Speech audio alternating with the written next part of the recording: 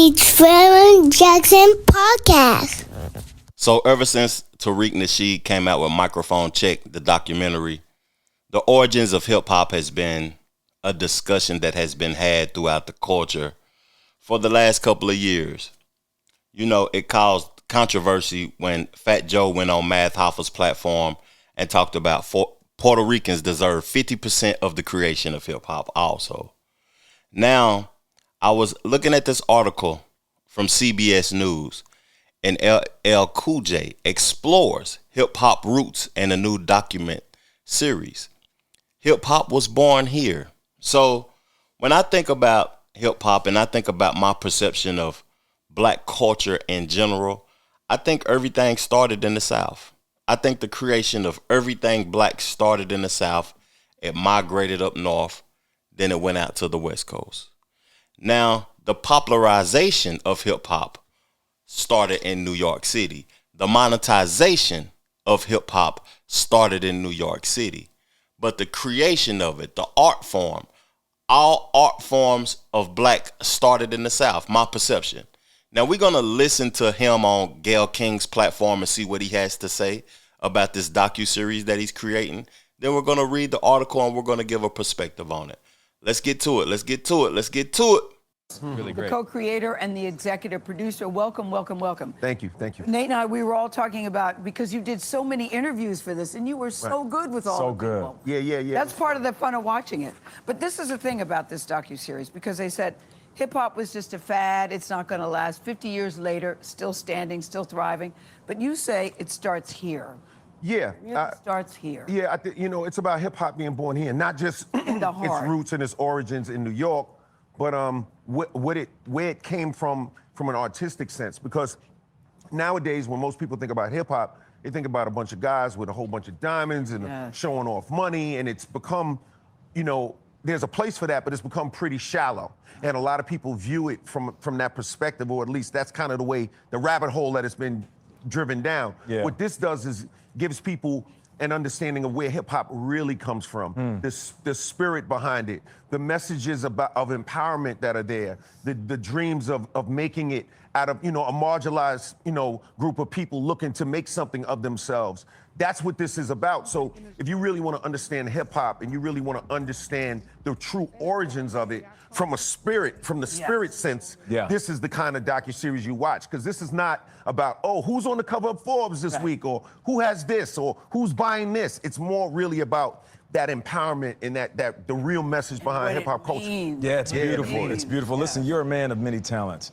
Rap, act, philanthropist, you give back. But I got to add a journalist into that, because the way that you were navigating these interviews, it was beautiful. I thought And like Gayle said, it's about the origins of hip-hop. And the reason I loved you doing this is because you are in love with her. You are in love with hip-hop. And you know it. Like, you didn't have note cards with you. No. As soon as one of the artists started rapping a song, you knew the lyrics. So for a guy who I recognize knows just about every darn thing about this genre, you still were learning things 100%. about it? I learned so many new things in this docuseries. How is that possible? How is that possible? Because a lot of the stories are really personal. They're like, when you talk to Run DMC, he's talking to you about his personal, like what was the genesis of his, why he got into it. Right. You think about a group like Run DMC, you think about, Dougie Fresh or Salt and Pepper. She's talking about what really moved her. Right. And so it's really a story about the artists, the craft, the inspiration behind the art, why they went so hard, how this thing went from the street corners to the world, to the entire globe. Yeah. And it was fun too. It was fun too, because you talk about TDK tapes. I remember those. Yeah, 100%. And the boombox. It was definitely a fascist statement. I mean, A fascist statement. you guys. The bigger, the better.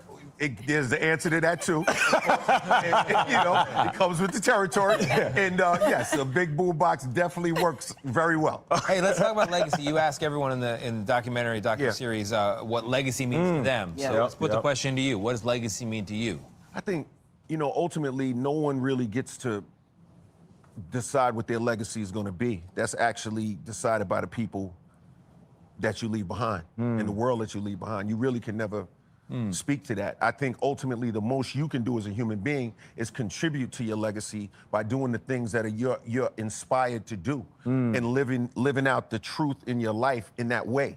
And then the rest takes care of itself. But it was nice to see your evolution, because we see young LL Cool J plane up in the sky, and you go, I want to be like that plane up there in the sky, soaring. Yeah. You tell the story about being on a train with a trash bag with your clothes in it, thinking I'm going to make it. And you sit here today, still at the top of your game, getting higher. What does it mean, though, to you when you look at your own journey? It just that means was part of the fun watching it. It means anything is possible. It means that, you know, we as human beings, we're all on this planet for a reason, and everybody has a different journey. And the one thing that I think is most important is that you want the things that you want for you. And what I was blessed and lucky enough to have happen to me is I knew what I wanted for me early on. Yeah. See, a lot of people, they want things because other people want them for them. Oh, my parents want me to want this. My friends want me to want this. My social circle wants me to want this. Like, you have somebody say, oh, I could never pull that off. But they're not really thinking about themselves. They're thinking about how others will perceive them. And so, you know, hip hop culture has always been about, you know, going inside and tapping into that true you. You know what I'm saying? And that's what hip hop was born here is all about. Man. You know what I'm saying? It's beautifully done. Well done. Bravo. You know, I had a misconception. I'm always a person that can be corrected. Hip hop was born here. When I heard the statement, I think he was talking about the origins of hip hop, where hip hop was created, originated at. But that is not what he's talking about. Hip hop was born here is the spirit. He's talking about the spirit of hip hop. And I want to say something. You know, if hip hop had a logo, like how Jerry West is the logo for the NBA, it would be LL Cool J. To me, LL Cool J is one of the most accomplished, one of the best artists that exemplifies hip hop. He is the poster boy for hip hop. He is everything that hip hop's supposed to be. And he should be celebrated. And I really appreciate LL Cool J as an artist and as a man, as an actor in totality. So I'm going to read a little bit of the article. I hope it is not nothing that he has already said in the interview or whatever that he had with Gayle King and on CBS. But 50 years after critics dismiss hip hop as a passing fad, Grammy winner LL Cool J is taking viewers back to the genre's authentic New York roots with his new docuseries, Hip Hop Was Born Here, featuring intimate conversations with the culture's founding pioneers. Okay. The Queens-raised rapper who released his first single, I Need a Beat, at age 16, serves as host, co-creator, and executive producer of the series that features conversations with hip-hop legends, including Big Daddy Kane, Rev Run, and Roxanne Shante. It's about hip-hop being born here, not just its roots and its origins in New York, but where it came from an artistic sense, said LL Cool J about New York's role in hip-hop creation. The docuseries also aims to counter shallow perceptions of the genre. Nowadays, when most people think of hip-hop, they think of guys with a bunch of diamonds and showing off money, and it's become, you know, pretty shallow, as he said. What this does is gives people an understanding of where hip-hop really comes from, the spirit behind it, the message of empowerment that are there. LL describes learning new details about the genre despite his extensive knowledge. So what they're saying in this article is everything that he was speaking about in the interview. I'm looking forward to checking out the docuseries because I'm a person that likes to be knowledgeable about hip hop. And I hope that LL Cool J don't have anything in the docuseries that is confrontational to start up discussion. So people will be back on YouTube and on their platforms talking about LL. We canceling LL now. LL has said something crazy about hip hop because he's a legend. He's someone I appreciate, and I that'll be crazy if LL did something blasphemous, though. But you know, hip hop became popularized and monetized in New York City. That's a fact. That's a fact. But was it created as an art form in New York City is the discussion.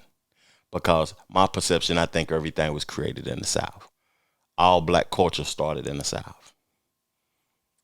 If y'all feel like I'm wrong in saying that, correct me in the comment section and let's further the discussion. I'll be down there to chop it up with you with the facts that I got. I appreciate y'all supporting me. Hit the like button to help me trigger the algorithm. Subscribe to the channel if you're new here and you like content like this, hip-hop historical content. Man, I appreciate y'all. Before I go, though, I want to play one of my records off of my album. You know, it was All a Dream, the last project that I released. This song is titled Affluent. I appreciate y'all, man. I'm gone. Chill.